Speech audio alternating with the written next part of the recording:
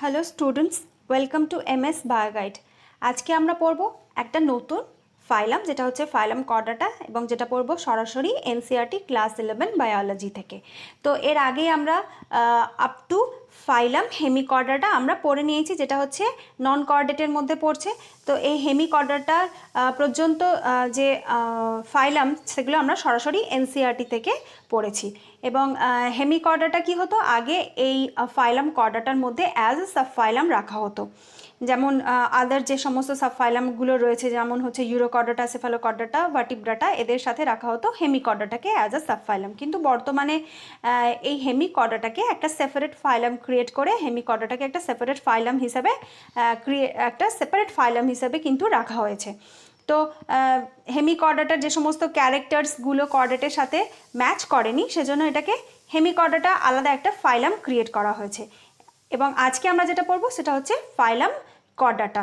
তো বেশ কিছু স্ট্রাইকিং ক্যারেক্টার্স থাকলেই তবেই কিন্তু কোনো একটা অর্গ্যানিজমকে যদি আমরা দেখি, তার মধ্যে বেশ কিছু ক্যারেক্টার্স থাকলেই তবেই কিন্তু তাকে আমরা কর্ডাটার মধ্যে কিন্তু রাখতে পারবো।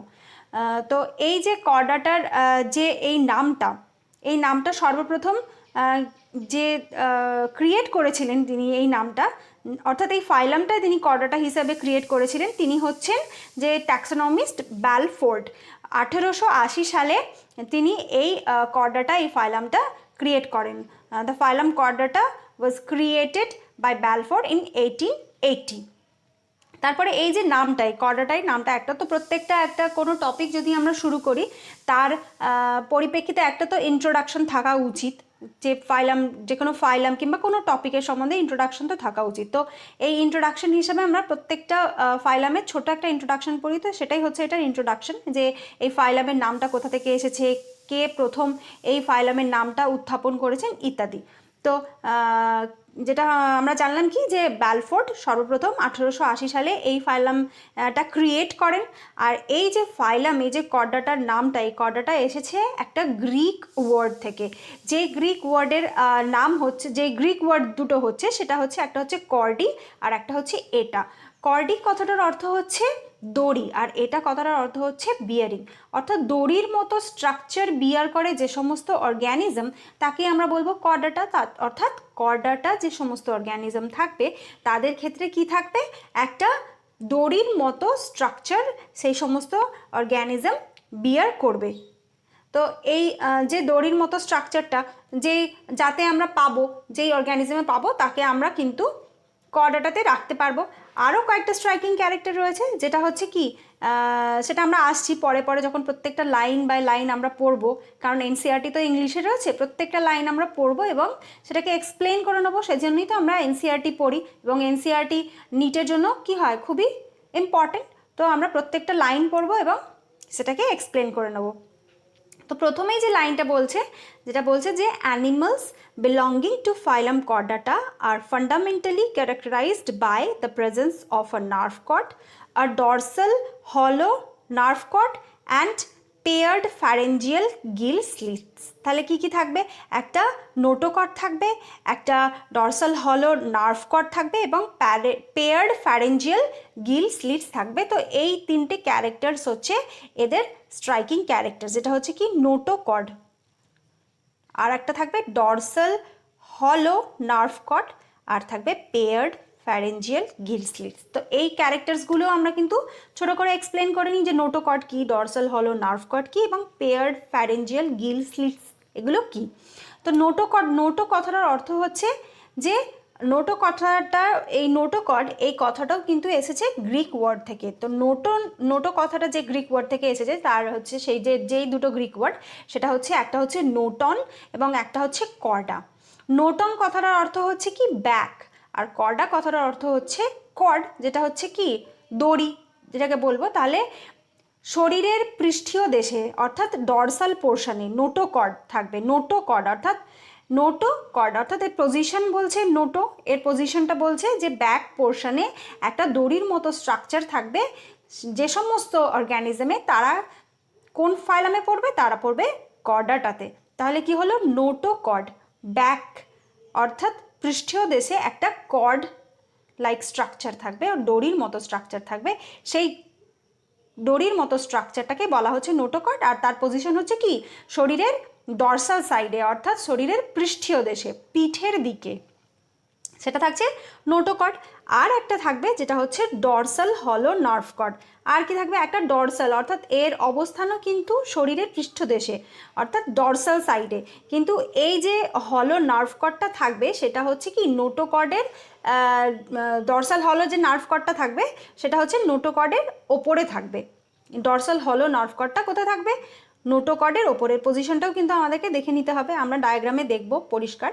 তো কি থাকছে, notochord, dorsal hollow nerve কর্ডের position হচ্ছে নোটোকর্ডের ওপরে।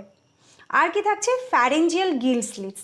তো এই ফ্যারেঞ্জিয়াল গিল স্লিটসটা কি, ফ্যারেঞ্জিয়াল গিল স্লিটস হচ্ছে, তোমরা তো অনেকে হয়তো ডায়াগ্রামে দেখে থাকবে শার্ক, এই ধরনের ইলাসমোব্র্যাঙ্ক যে সমস্ত মাছ রয়েছে, ইলাসমোব্র্যাঙ্ক ফিশেস লাইক শার্ক, স্কেটস, এদের স্কেটসের কি হয়, স্কেটসের যে গিল স্লিটসগুলো থাকে সেগুলো হচ্ছে একদম ভেন্ট্রাল পজিশনে চলে যায়। তো বিশেষ করে শার্কের ক্ষেত্রে এবং আরও কয়েক প্রকার যে ইলাসমোব্র্যাঙ্ক মাছ রয়েছে তাদের শরীরের দুই পার্শ্বে ল্যাটারাল পজিশনে, অর্থাৎ শরীরের দুই পার্শ্বে, ল্যাটারাল পজিশন অর্থাৎ অর্থ কি, যে শরীরের দুই পাশে কি থাকবে, গিল স্লিটস থাকবে। ইলাসমোব্র্যাঙ্ক ফিশেসদের ক্ষেত্রে আমরা পরে যখন ফিশ পড়বো, ইলাসমোব্র্যাঙ্ক পড়বো, যেটা হচ্ছে যে সমস্ত ফিশের যে টাইপ রয়েছে কন্ড্রিকথিস, অস্ট্রিকথিস, যখন আমরা ফিশ পড়বো তখন আমরা পরিষ্কার সেখানে দেখে নেবো যে সেখানে আমরা দেখতে পাবো ইলাসমোব্র্যাঙ্ক ফিশের ক্ষেত্রে যে গিল স্লিটস একদম ওপেন গিল স্লিটস থাকে, যেটা হচ্ছে কি, যেমন আমরা পোনা মাছ, যেমন রুই, কাতলা, এসবের ক্ষেত্রে আমরা কি দেখি যে ওদের যে গিলটা সেটা হচ্ছে অপারকিউলাম দ্বারা আবৃত থাকে, কিন্তু ইলাসমোব্র্যাঙ্ক ফিশের ক্ষেত্রে কোনো অপারকিউলাম থাকে না, ওপেন গিল স্লিটস কিন্তু বোঝা যায়। তো এখানে কি থাকবে, যেটা হচ্ছে কর্ডেট হতে গেলে, কারণ সমস্ত ফিশ হচ্ছে কি কর্ডাটার মধ্যে পড়ছে, ফাইলাম কর্ডাটার মধ্যে পড়ছে। তো যেটা হচ্ছে কি আমরা নন কর্ডেট যে সমস্ত পড়েছি আপ টু ফাইলাম পড়েছি, নন কর্ডেট যে সমস্ত ফাইলাম আমরা পড়েছি শুধুমাত্র আপ টু ফাইলাম পড়েছি, কিন্তু ফাইলাম কর্ডাটার আন্ডারে আমরা কিন্তু পড়বো আপ টু ক্লাস, যেটা হচ্ছে আমাদের এনসিইআরটিতে যে গাইডলাইনটা রয়েছে সেটা হচ্ছে আপ টু ক্লাস পর্যন্ত আমাদের পড়তে হবে।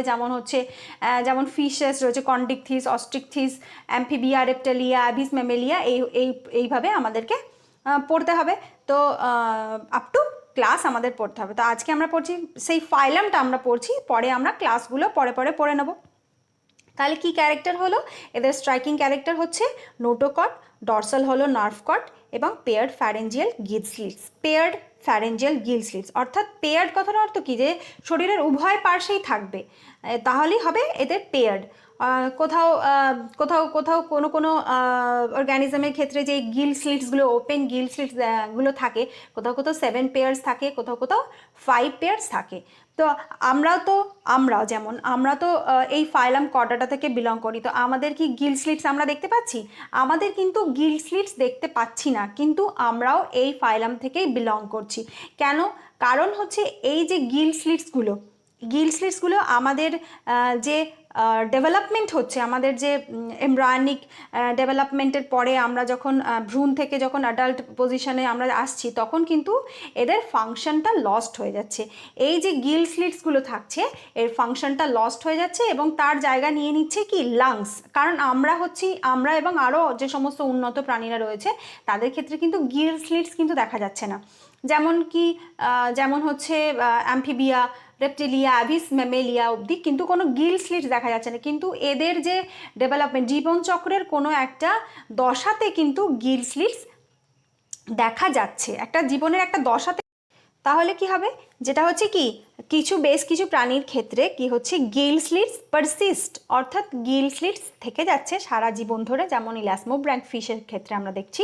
কিন্তু আরও যে সমস্ত উন্নত প্রাণী রয়েছে যেমন মানুষের ক্ষেত্রে কি হচ্ছে, গিল স্লিটস থাকছে না, কিন্তু আমরা যদি মানুষের এমব্রায়োনিক ডেভেলপমেন্ট দেখি তাহলে সাম স্টেজ অফ লাইফ সেখানে কিন্তু ফ্যারেঞ্জিয়াল গিল স্লিটস কিন্তু দেখা যাচ্ছে, যেটা হচ্ছে রিপ্লেসড বাই লাং দ্বারা রিপ্লেসড হয়ে যাচ্ছে, তাদের যে ফাংশনটা লস্ট হয়ে যাচ্ছে এবং লাং দ্বারা রিপ্লেসড হয়ে যাচ্ছে, কিন্তু গিল স্লিটস আমাদের জীবনের কোনো একটা দশায় কিন্তু দেখা যাচ্ছে। এরপর হচ্ছে যে presence of notochord only in some stages or whole life, অর্থাৎ কর্ডেটদের ক্ষেত্রে কি হবে, যে নোটোকর্ডটা থাকবে সারা জীবন ধরেই পারসিস্ট হতে পারে, নোটোকর্ডটা সারা জীবন ধরেই পারসিস্ট হতে পারে, আবার কি জীবনের কিছু সময় ধরে কিন্তু এই নোটোকর্ডটা থাকতে পারে, যেটা হচ্ছে হিউম্যান বিইংয়ের ক্ষেত্রেও কিন্তু দেখা যায়। তাহলে সারা জীবন থাকছে না, যেটা হচ্ছে লোয়ার ফাইলামগুলো যেটা রয়েছে যেমন সেফালোকর্ডাটা, এদের ক্ষেত্রে কিন্তু নোটোকর্ড নোটোকর্ড কিন্তু থেকে যাচ্ছে।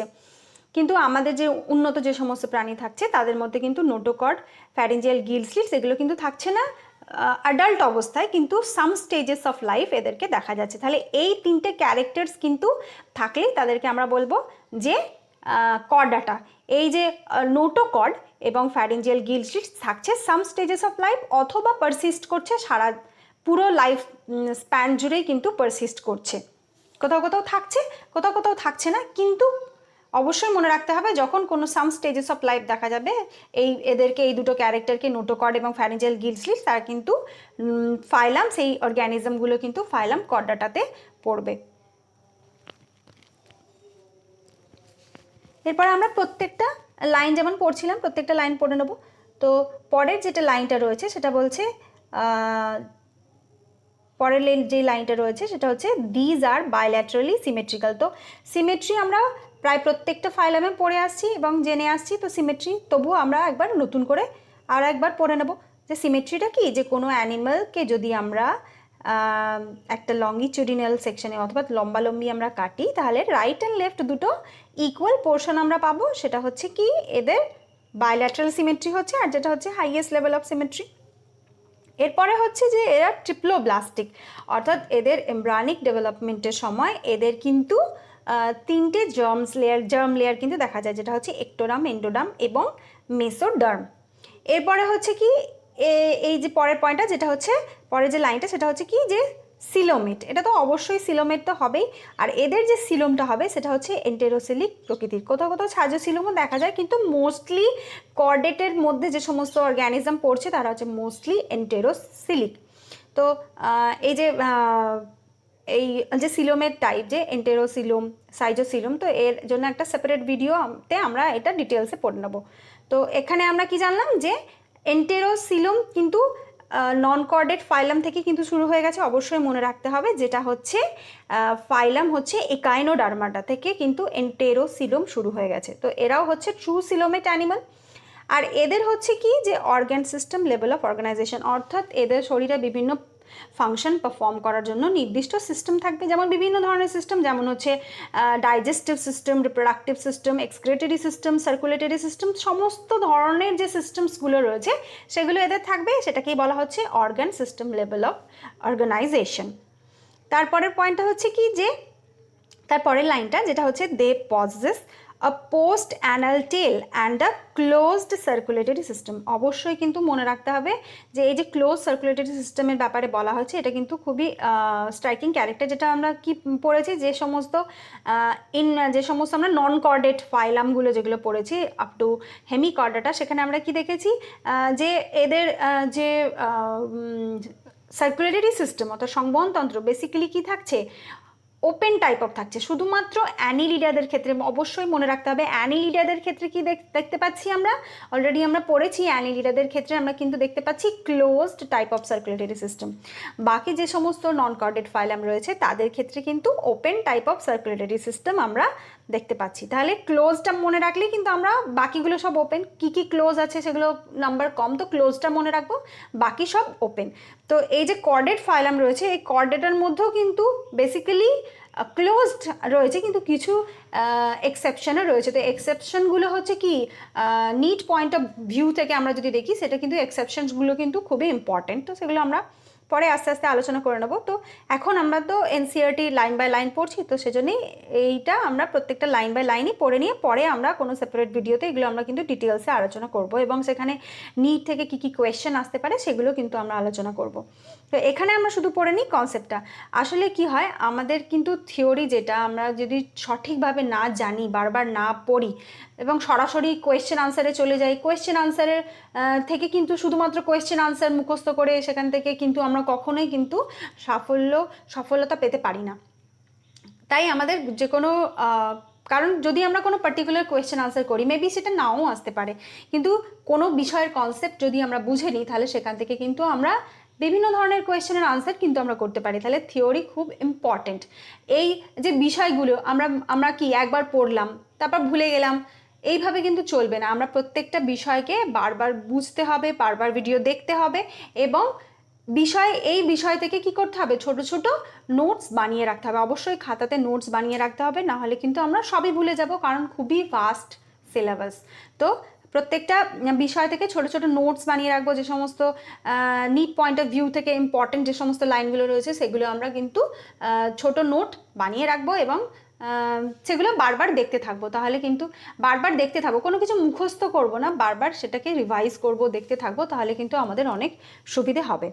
তো পরের লাইনটা হচ্ছে, যেটা হচ্ছে কি এদের কিন্তু এই যে কর্ডেটার মধ্যে যে সমস্ত অর্গানিজম থাকবে তাদের কিন্তু একটা পোস্ট অ্যানাল টেলও থাকবে। তো কি আমরা তো হিউম্যান বিং, আমরা তো ফাইলাম কর্ডাটা থেকে বিলং করছি, তো আমাদের কি টেল আছে? না, আমাদের টেল নেই, কিন্তু আমাদের এমব্রায়োনিক ডেভেলপমেন্টের সময় কিন্তু একটা পোস্ট অ্যানাল টেল কিন্তু বর্তমান থাকে। আমরা যদি দেখি এমব্রায়ো লক্ষ্য করি, হিউম্যান এমব্রায়ো যদি লক্ষ্য করি, তাহলে একটা পোস্ট অ্যানাল প্রোট্রিউশন কিন্তু সেখানে থাকে, ছোট্ট কনিক্যাল প্রোট্রিউশন কিন্তু থাকে। এবং অন্যান্য যে সমস্ত অর্গ্যানিজম রয়েছে, তাহলে কি থাকছে, যে ফাইলাম কর্ডাটা থেকে বিলং করে যে সমস্ত অর্গানিজম তাদের ক্ষেত্রে পোস্ট অ্যানাল টেল থাকছে। কিছুদের ক্ষেত্রে পারসিস্ট করছে থ্রু আউট দ্য লাইফ, আর কিছুদের ক্ষেত্রে যেমন পারসিস্ট করছে না। যেমন কি আমরা যদি অ্যাম্ফিবিয়ার ক্ষেত্রে যদি আমরা দেখি, ব্যাঙের ক্ষেত্রে দেখি, যে ব্যাঙের ক্ষেত্রে কি হয়, যে এদের যখন মেটামরফোসিস হয়, যেদের ট্যাডপোল হয়, ট্যাডপোলে তো একটা পোস্ট অ্যানাল টেল থাকে, এবং ট্যাডপোলের যখন মেটামরফোসিস হয়ে যায় তাহলে কি হয়, তখন তাদের কিন্তু টেলটা আর থাকে না। তো আবার বেশ কিছু অ্যাম্ফিবিয়া রয়েছে, তাদের টেল পারসিস্ট করছে থ্রু আউট দেয়ার লাইফ।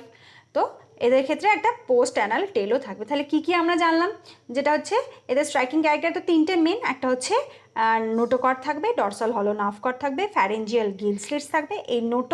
এই ডরসাল হলো নার্ভ কর্ড এবং pharyngeal gill slits throughout life থাকতে পারে, আর কি না হলে কোনো সাম স্টেজেস অফ লাইফ থাকতে পারে। আর কি থাকবে, পোস্ট অ্যানাল টেল থাকবে, আর ক্লোজড সার্কুলেটরি সিস্টেম থাকবে। এরপরে হচ্ছে কি, যে এদের হচ্ছে যে ক্যারেক্টার্স আমরা পড়লাম, এদের এক্সাম্পলস তো আমরা অনেকেই জানি। এক্সাম্পল, আমরা তো হিউম্যান বিং, আমরা নিজেরাই হচ্ছি এই ফাইলামের এক্সাম্পল। আরও যে সমস্ত রয়েছে বার্ড, ম্যামল, আরও সমস্ত কিছু হচ্ছে এই ফাইলামের অন্তর্গত। তো এরপরে হচ্ছে কি, যে এই যে আমরা গত যে ফাইলামগুলো পড়লাম, যেটা হচ্ছে নন কর্ডেট যে সমস্ত ফাইলাম আমরা পড়লাম, আর আজকে আমরা পড়লাম যেটা হচ্ছে কর্ডেট।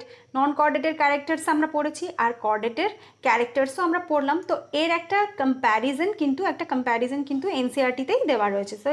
তো সেই কম্প্যারিজনটা আমরা কিন্তু ছোট করে দেখে নেবো, যে ক্যারেক্টার্সের যে কম্প্যারিজনটা কর্ডেট এবং নন কর্ডেটের, সেটা আমরা দেখে নিই।